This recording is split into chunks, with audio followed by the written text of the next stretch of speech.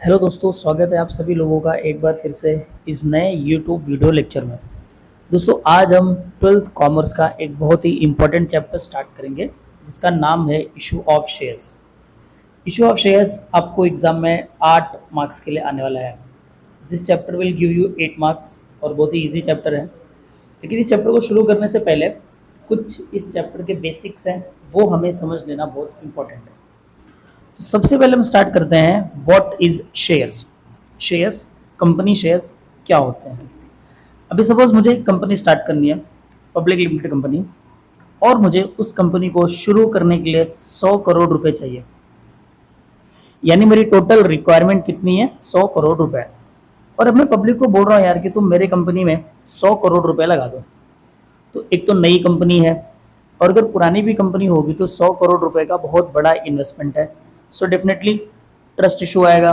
Public सोचेगी यार इतना बड़ा अमाउंट एक नई कंपनी में हम क्यों लगा दें।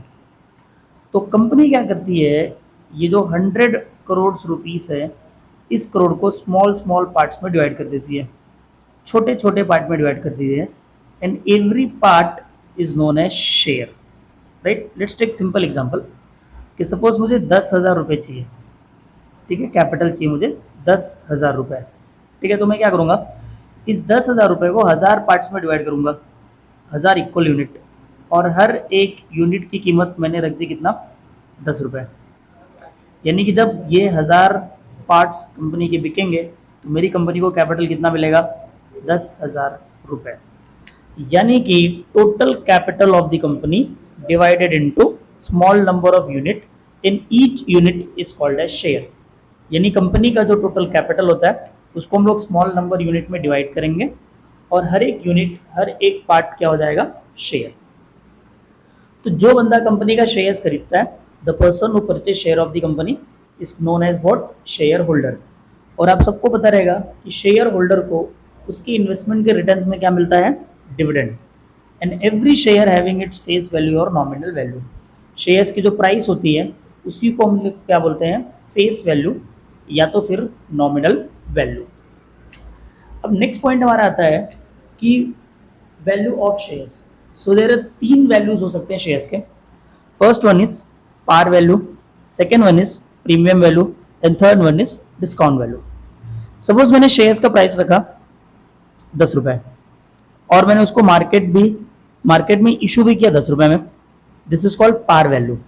पार वैल्यू का मतलब होता है equal to face value. Second बात है, सपोज मैंने शेयर्स का प्राइस रखा 10 रुपए, लेकिन मैंने मार्केट में उसको इशू किया 12 या लेट्स टेक 15 रुपए में। This is called premium value, यानी कि मोर देन फेस वैल्यू।